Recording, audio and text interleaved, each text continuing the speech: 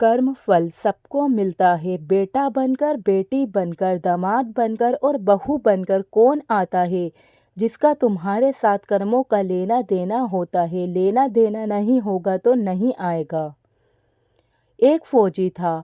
उसकी माँ नहीं, बाप नहीं, शादी नहीं, बच्चे नहीं, भाई नहीं, बहन नहीं। अकेला ही कमा कमा के फौज में जमा करता जा रहा था। तो थोड़े ही दिन में एक सेठ जी जो फौज में माल सप्लाई करते थे, उससे उनका परिचय हो गया और दोस्ती हो गई। सेठ जी ने कहा, जो तुम्हारे पास पैसा है वह उतने के उतने ही पड़ा है, तुम मुझे दे दो, मैं कारोबार में लगा दूंगा तो पैसे से पैसा बढ़ जाएगा, इसलिए तुम दे दो। फौजी ने सेठ जी को पैसे दे दिए। सेठ जी ने कारोबार में लगा दिया। कारोबार उनका चमक गया, खूब कमाई होने लगी, कारोबार बढ़ गया।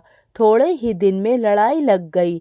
लड़ाई में फौजी घोड़ी पर चढ़कर लड़ने गया। घोड़ी इतनी बदतमीज थी कि जितनी जोर से लगाम खींचे उतनी ही तेज भागे। खींचते खींचते उसके गलफर तक कट गए, लेकिन वह दौड़कर दुश्मनों के गोल में जाकर खड़ी हो गई। दुश्मनों ने वार किया, फौजी भी मर गया, घोड़ी भी मर गई। अब सेठ जी को मालूम हुआ कि फौजी मर गया तो सेठ जी बहुत खुश हुए कि उसका कोई वारिस तो नहीं है। नहीं, अब ये पैसा देना किसी को। अब मेरे पास पैसा भी हो गया, कारोबार भी चमक गया, लेने वाला भी नहीं रहा। तो सेठ जी बहुत खुश हुए। तब तक कुछ ही दिन के बाद सेठ जी के घर में लड़का पैदा हो गया। अब सेठ जी और खुश कि भगवान की बड़ी दया है, खूब पैसा हो गया, कारोबार भी हो गया, लड़का भी हो गया, लेने वाला भी मर गया। सेठ जी बहुत खुश। वह लड़का होशियार था, पढ़ने में समझदार था। सेठ जी ने उसे पढ़ाया लिखाया। जब वह पढ़ लिख कर बड़ा हो गया तो सोचा कि अब यह कारोबार संभाल लेगा, चलो अब इसकी शादी कर दें। शादी करते ही घर में आ गई बहू रानी, दुल्हन आ गई। उसने सोचा कि चलो बच्चे की शादी हो गई, अब कारोबार संभालेगा। लेकिन कुछ ही दिन के बाद बच्चे की तबीयत खराब हो गई। अब सेठ जी डॉक्टर के पास, हकीम के पास, वैद्य के पास दौड़ रहे हैं। वैद्य जी जो दे रहे हैं दवा, खिला रहे हैं और दवा असर नहीं कर रही, बीमारी बढ़ती ही जा रही, पैसा बर्बाद हो रहा है और बीमारी बढ़ती जा रही है, रोग कट नहीं रहा, पैसा खूब लग रहा है। अब अंत में डॉक्टर ने कह दिया कि लाइलाज बीमारी हो गई, इसको अब असाध्य रोग हो गया, यह बच्चा 2 दिन में मर जाएगा।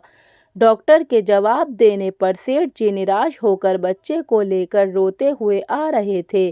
रास्ते में एक आदमी मिला। कहा, अरे सेठ जी क्या हुआ, बहुत दुखी लग रहे हो। सेठ जी ने कहा, ये बच्चा जवान था, हमने सोचा बुढ़ापे में मदद करेगा, अब यह बीमार हो गया। शादी होते ही हमने इसके लिए खूब पैसा लगा दिया, जिसने जितना मांगा उतना दिया, लेकिन आज डॉक्टरों ने जवाब दे दिया, अब यह बचेगा नहीं, असाध्य रोग हो गया, इलाज मर्ज है, अब ले जाओ घर, 2 दिन में मर जाएगा। आदमी ने कहा, अरे सेठ जी तुम क्यों दिल छोड़ रहे हो, मेरे पड़ोस में वैद्य जी दवा देते हैं, 2 आने की पुड़िया खाकर मुर्दा भी उठकर खड़ा हो जाता, जल्दी से तुम वैद्य जी की दवा ले आओ। सेठ जी दौड़ कर गए, 2 आने की पुड़िया ले आए और पैसा दे दिया। पुड़िया ले आए, बच्चे को खिलाई, बच्चा पुड़िया खाते ही मर गया।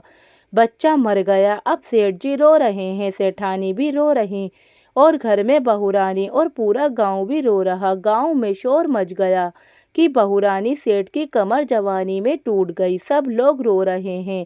तब तक एक महात्मा जी आ गए। उन्होंने कहा, भाई क्यों रोना धोना।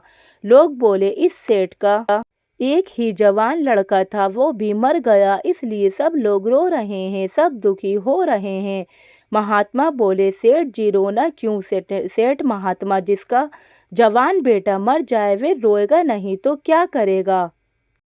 महात्मा, तो सेठ, हाँ, कारोबार के लिए पैसा मिला था तो खुशी तो थी।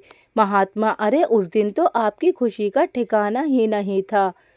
सेठ, किस दिन। महात्मा, अरे जिस दिन फौजी मर गया, सोचा कि अब तो पैसा भी नहीं देना पड़ेगा, माल बहुत हो गया, कारोबार खूब चमक गया, अब देना भी नहीं पड़ेगा, बहुत खुश थे।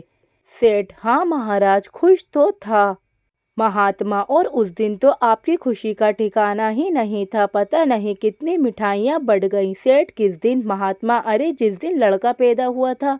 सेठ महाराज, लड़का पैदा होता है तो सब खुश होते हैं, मैं भी हो गया तो क्या बात। महात्मा, उस दिन तो खुशी से आपके पैर जमीन पर नहीं पड़ते थे। सेठ किस दिन? महात्मा, अरे जिस दिन बेटा ब्याहने जा रहे थे। सेठ महाराज, बेटा ब्याहने जाता है तो हर आदमी खुश होता है, तो मैं भी खुश हो गया। महात्मा, तो जब इतनी बार खुश हो गए तो जरा सी बात के लिए रो क्यों रहे हो? सेठ महाराज, ये जरा सी बात है, जवान बेटा मर गया। महात्मा, अरे सेठ जी, वहीं फौजी पैसा लेने के लिए बेटा बनकर आ गया। पढ़ने में, लिखने में, खाने में, पहनने में और शौक में, श्रृंगार में जितना लगाना था लगाया। शादी ब्याह में सब लग गया और ब्याज दर ब्याज लगाकर डॉक्टरों को दिलवा दिया। अब जब 2 आने पैसे बच गए वे भी वैद्य जी को दिलवा दिए और पुड़िया खाकर चल दिया। अब कर्मों का लेना देना पूरा हुआ।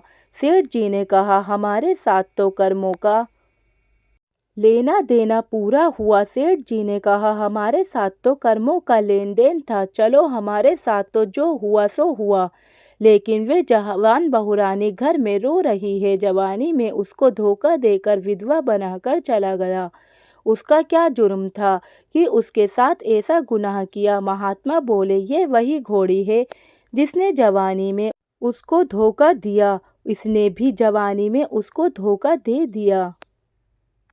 दोस्तों, कर्म फल सबको मिलता है। वेद शास्त्र और पुराणों के साथ साथ सभी साधु संतों का कहना है कि यह संसार कर्मों का लेखा जोखा है।